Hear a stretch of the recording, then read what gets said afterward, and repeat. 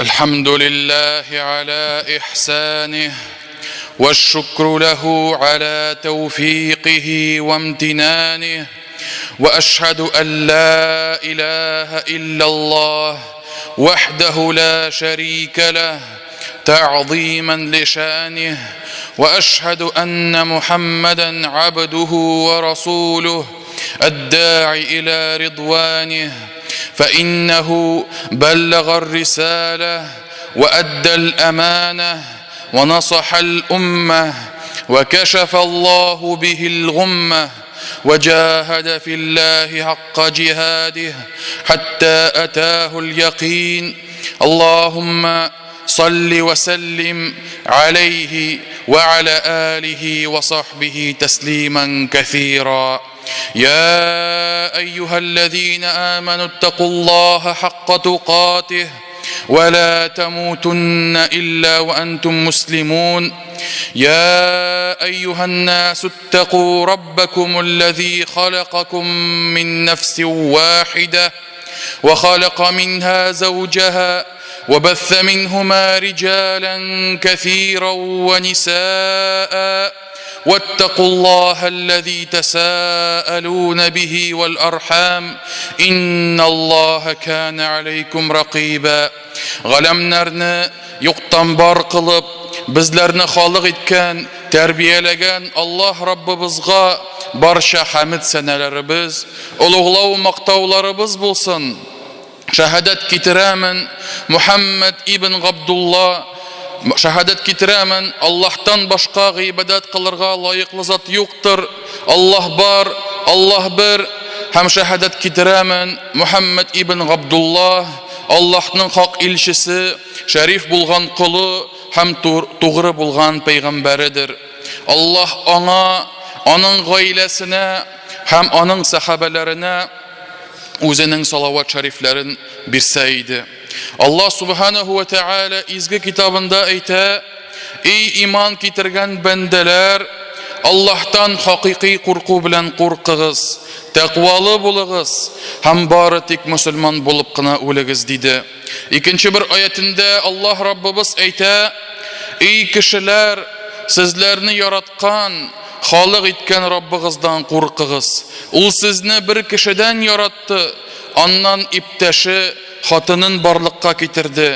Ham alar ikisinden ko'p erlarni ham xotinlarni dunyoga shishdi. Balki bir-biringizdan Allah haqqi uchun so'raysiz. Şul Allohning ushuvidan, shulay yo'qtuganlik jiplarini o'zidan saqlanig'iz. Durustlikda Allah sizni kuzatib turushidir. Amma ba'd, muhtaram jamoat, Ramazon oyi izgiliklar, barakatlar, g'ibodatlar oyi. Ham shulay yo'q uroza tutu, namoz, taravih qiyamlar oyi. Ham bu oyda musulmonlar Allah'ni yish isga tushirib, vaqtlarin Allah'ning izgi kitobi Qur'onni o'quga bag'ishlaylar. Hamda bu oyda musulmonlar izgilik ishlovlarda tirishib yordam etalar, zakatlar chiqaralar, sadaqalar beralar, ham yumartlik kibik ishlarni boshqaralar. Payg'ambarimiz Muhammad sallallohu alayhi va sallam bikta yumart idi. Onun Ramazan ayında yumartlığı tağında arta idi. Ni üçün soň alay şolay? Ni üçün yumartlık Ramazan ayında arta? Çünki Ramazan ayı uraza yordam itu bilan bik tig'iz beylenişte. Uraza tutuşu hamda halli, mülketli kişi Allah emrine buysunıp, aşamlıktan, işimlikten tıyılıp tura, gün uzunluğunun issiligin özünde tatı.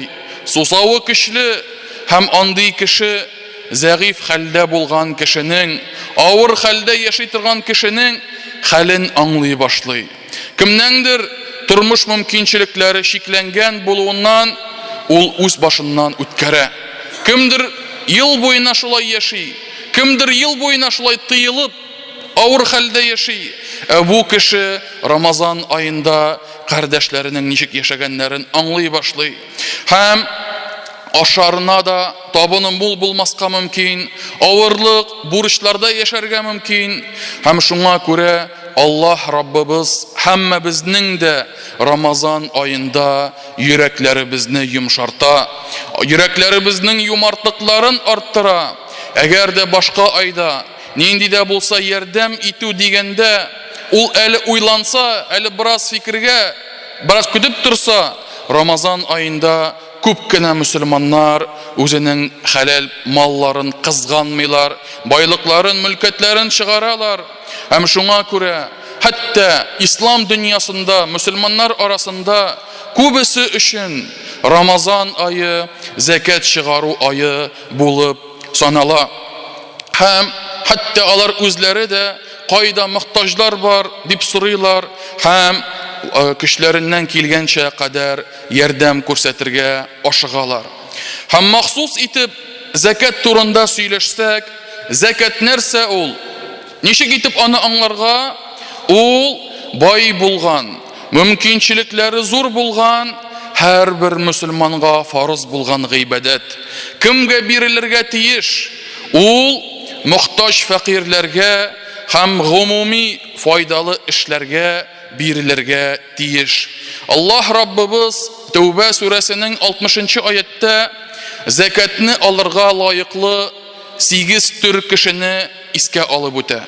Аллаһ Субханаһу ва Тәгалә әйтә: "Иннамас садақату лил-фуқара'i вал-масакин вал-'амилин 'алейха wal-mu'allafati qulubuhum wa fir-riqab wal-gharimin wa fi sabilillahi wa banis sabil فريدة من الله والله عليم حكيم."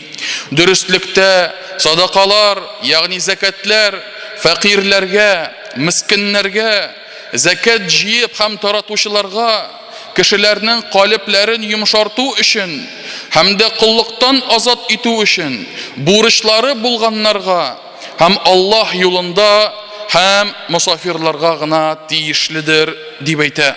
Bu Allah'ның farz itken emri, Allah bilüşü hem hikmetli dip ayta Allah Rabbimiz. Hem şuna göre muhterem cemaat, zakat bari tek şuşu Türk kişilerge gına birile.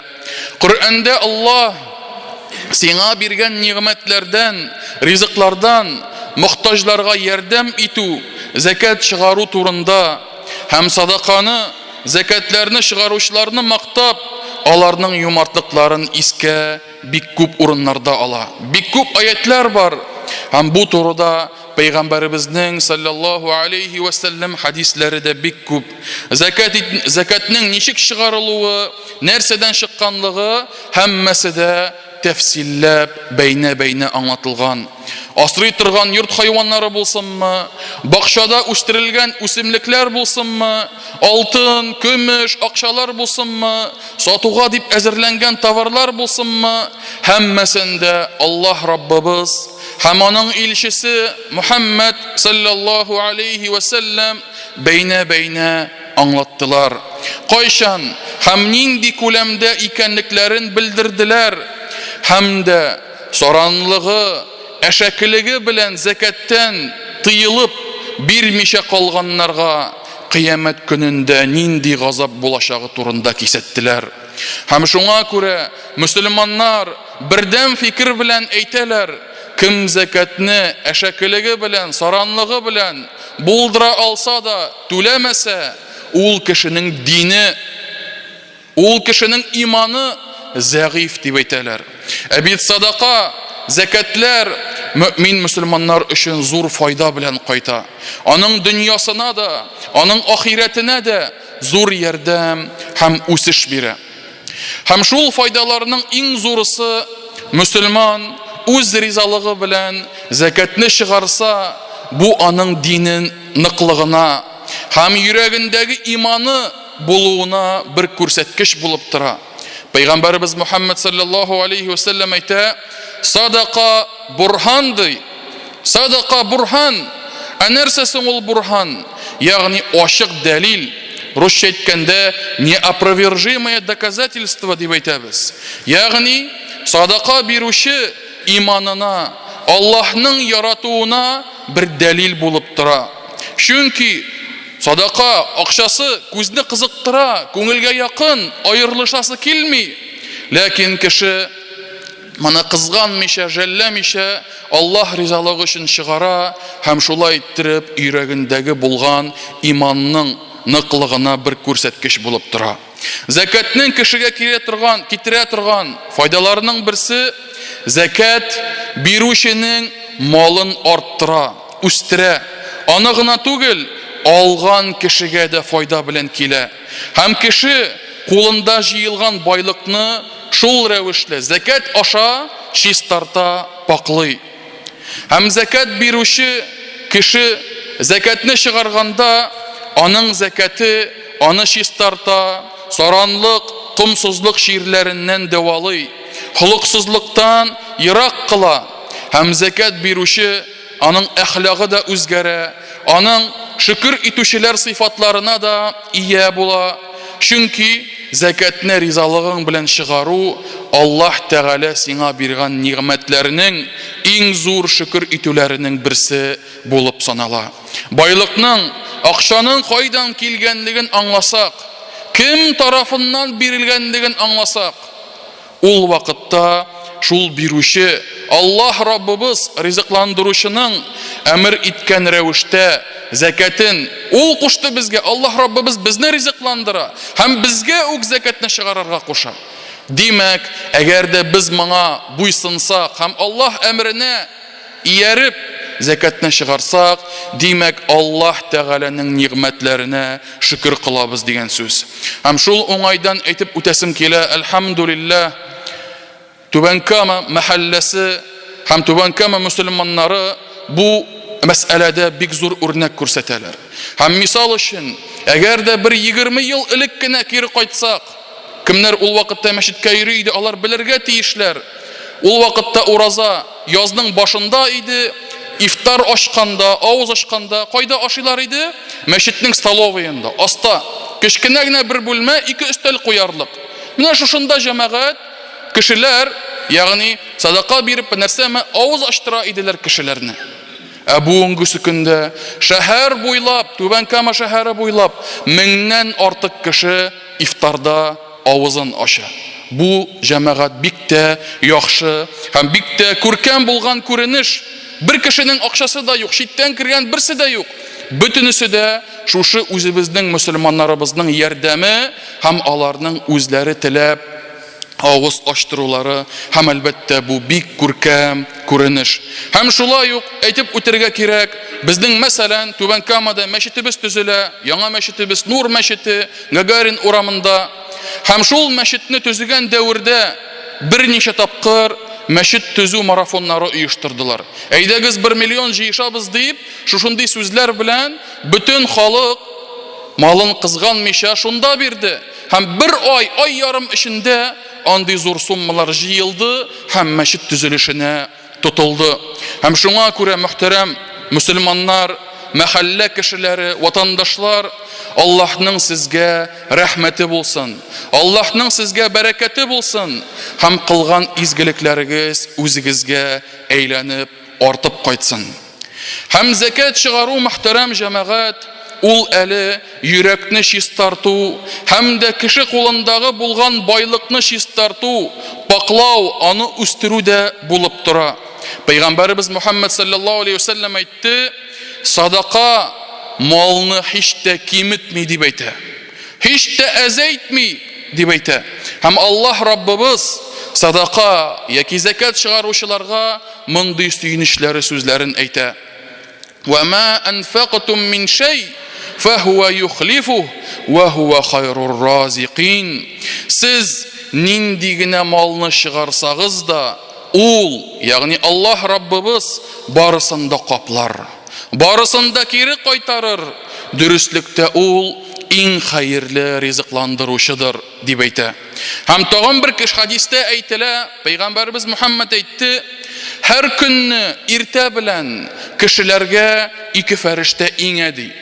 Һәм икесенең берсе дуа кыла ди: "И Аллаһ, инфак кылучы, ягъни закат, садака бирүчегә түккән байлыгын кире кайтар, капла" дип дуа кылыр ди. Икенче фәрештәсе әйтер: ey Аллаһ, закат, садақадан тыйылып калган кешегә малына зарар бир дип дуа кылыр дип әйтә җәмәгать. Һәм шуңа күрә бу күренеш әлбәттә хәзерге чынбарлыкта бик еш очрый.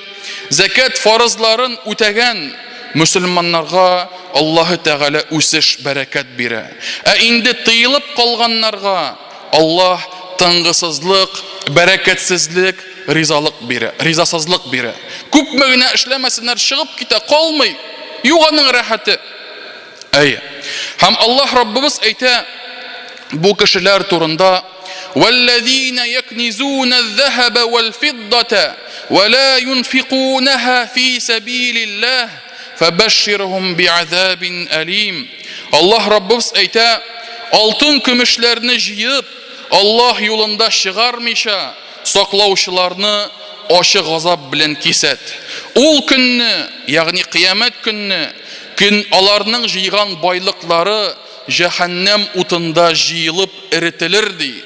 Һәм шул эрителгән байлыклары аларның маңгайларына, аларның яннарына һәм аларның аркаларына бастырылыр дип әйтелә, бастырылыр ди. Һәм шуннан соң аларга әйтелер: менә бу үзегезгә саклап җыйганнарыгыз һәм инде хәзер җыйганнарыгызның тәмен татыгыз дип әйтер Аллаһ Раббыбыз. Икенче бер аятта Аллаһ Раббыбыз әйтә: وَلَا يَحْسَبَنَّ الَّذِينَ يَبْخَلُونَ بِمَا آتَاهُمُ اللَّهُ مِنْ فَضْلِهِ هُوَ خَيْرًا لَهُمْ بَلْ هُوَ شَرٌّ لَهُمْ سَيُطَّوَّقُونَ مَا بَخِلُوا بِهِ يَوْمَ الْقِيَامَةِ. Аллаһ биргән ниғмәтләрне Аллаһ юлында сарыф итәргә кызганганнар, саранганганнар һич тә бу яхшылык дип уйламасыннар. Бу аларга капма каршы начарлык булыр һәм кыямәт көнендә саранланган маллары эрителеп муеннарына кидерелер дип әйтә Аллаһ Раббыбыз. Һәм Аллаһ Субханаһу ва Тәгалә һәммәбезне дә шул газаплардан сакласа иде. Закат ул җәмгыятьне сәламәтләндерә торган бер дару. Әгәр өммәтнең байлары, өммәтнең фәкыйрьләренә закатны чыгарып ярдәм итсәләр, бу һичшиксез фәкыйрьлекне, мискинлекне бетерүдә бер сәбәп булып тора. Һәм Пәйгамбәрбез Мухаммад саллаллаһу алейхи ва саллям үзенең сахабасы Муаз ибн Җабалны Йәмән иленә җибәргәндә мондый сүзләр әйтте: син Йәмән иленә килгәндә ди, анда ди китап әһелләре яшәрләр ди. Һәм шуңа күрә синең аларга ирештергән иң беренче дәгъватың, иң беренче сүзең ул ла илаһа иллаллаһ кәлимәсе булсын ди. Әгәр дә алар шушы кәлимәгә буйсынсалар, кабул итсәләр, ул вакытта Аллаһ аларга 5 вакыт намазны фарыз кылды дип аларга җиткер. Әгәр дә алар моны да кабул итсәләр, аларга әйт: Аллаһ Субханаһу ва Тәгалә аларга бер садақаны фарыз итте. Ул садақа байларыннан алынып, шул ук кешеләрнең мискиннәренә кайтарылыр дип әйтә Пәйгамбәрбез. Ягъни шул ук урыннан, шул ук шәһәрдән, шул ук илдән шуларның ук фәкыйрьләренә кире әйләнеп кайта. Һәм шуңа күрә бу ысул белән, мөхтәрәм җәмәгать, безнең кешеләр яши торган җәмгыять, общество дип әйтәбез, ул үз-үзен дәвалый. Һәм сүз уңайыннан әйтеп үтәсем килә, Түбәнкама мәхәлләсендә, мөхтәсибәтендә мөселманнарга җиңелләштерү юлы белән һәм инде ярдәм итү йөзеннән 1 июньнән закат бүлеге эшли башлады. Һәм ул инде ул бүлек ике якка да эшли. Закат бирүчеләр белән дә эшли, һәм закатны алучылар белән дә эшли. Һәм шуңа күрә, әгәр дә мәсәлән закат бирүчеләр сораулары булса, нинди дә булса хөкемнәрен белмәсәләр, безнең устазларыбыз ул сорауларга җавап бирергә әзерләр. Һәм инде икенче яктан, әгәр дә кем, мәсәлән, нинди дә булса мөхтаҗлыкта яши икән, фәкыйрьлектә яши икән, безнең белгечләребез бар, апаларыбыз бар, барып, карап, барлап, язып алып, мәгълүматларны алып, шул кешеләргә хакларын ирештерергә, шул кешеләргә ярдәм итәргә ашыгалар, эшләрләр һәм шулай итеп мөхтәрәм җәмәгать, өммәтебезнең ярлыларына да һәм өммәтебезнең байларына да ярдәм итәргә ашыгарбыз һәм инде закат бүлеге шуның өстендә эшләр. Һәм Аллаһ Раббыбыз ул эштә эшләүче һәр кемгә ихласлык бирсен, һәр кемгә тырышлык бирсен һәм фәкыйр мискиннәргә ярдәмне ирештерергә насыйп итсен. Аллаһ Раббыбыз субханаһу ва тааля әйтә: "Ман амила салихан фалинafsihi ومن أساء فعليها ثم إلى ربكم ترجعون". Кем изгелек кылса, үзенә яхшылык эшләр. Ә кем бузыклык, гынах эшләсә, үзенә начарлык кына эшләр. Һәм аннары сез һәммәгез дә Раббыгызга кире кайтачаксыз. Aqulu ma tasma'un wa astaghfirullahal azim al jalil li wa lakum wa lisa'iril muslimin min kulli dhanb innahu huwal ghafurur rahim.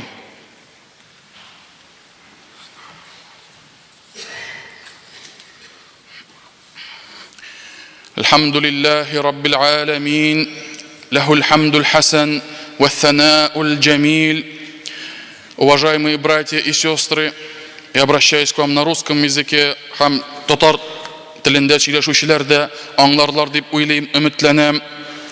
Хвала Аллаху Господу миров, а также милость и благословление нашему пророку Мухаммаду и его семье, и его сподвижникам, а также всем тем, кто последовал за ними до самого судного дня. Поистине мы с вами доживаем последние дни этого благословленного месяца Рамазан. Мы постились, держали уразу, совершали молитвы таравих, читали Коран, но Аллах помимо этого также нам предписал некоторые деяния, которые мы должны совершить до окончания этого месяца.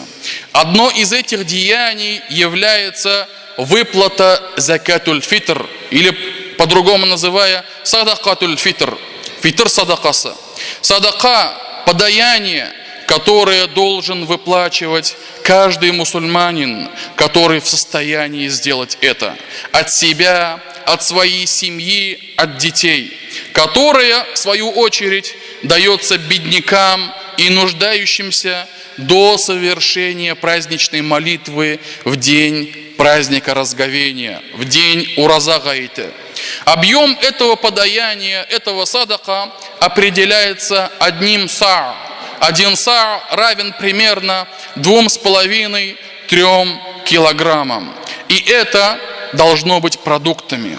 Абдуллах ибн Умар, да будет доволен им и его отцом Аллах, сказал: посланник Аллаха предписал выплачивать закатуль фитр одним са из фиников или одним са ячменя каждому из свободных людей или рабов, старому или молодому, мужчине или женщине из числа мусульман.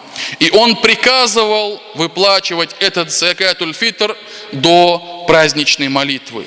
В другом же хадисе говорится от Абу Саида аль-Худри, да будет доволен им Аллах, где он сказал: мы выплачивали закатуль фитр в праздничный день размером 1 са из еды, а едой нашей в тот день была ячмень, изюм, финики. Исходя из этого, исламские ученые определили, что закатуль фитр должен быть из продуктов, которые едят в этой местности. И желательно, чтобы эти продукты можно было сохранить надолго, как, например, сыпучие продукты, крупы и так далее. И каждый, кто выплачивает закатуль фитр, когда выплачивает, должен поставить себя на место этого бедняка. А что бы я хотел, чтобы мне дали в виде помощи продуктов? А что бы я хотел, чтобы мне принесли?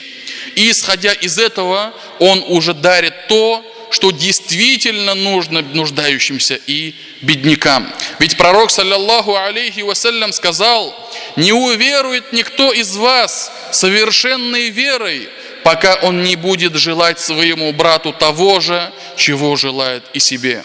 И вот у нас иногда тоже братья спрашивают, а что же давать на закат-уль-фитр? Что можно давать? Обычно говорят рис. Давай рис, да? И вот он со своей семьи, со всех своих детей покупает мешок 25 килограммов риса, да? Приводит его к какому-нибудь нуждающемуся факиру, вываливает этот мешок и уходит. А после этого этот нуждающийся чешет голову. Что же теперь делать с этим большим объемом риса? Не испортится ли он? Как быстро я его съем? Как быстро он пойдет в пищу? И поэтому, как будто вот этот человек говорит, вот я вам принес, дальше делайте, что хотите. А ведь этот рис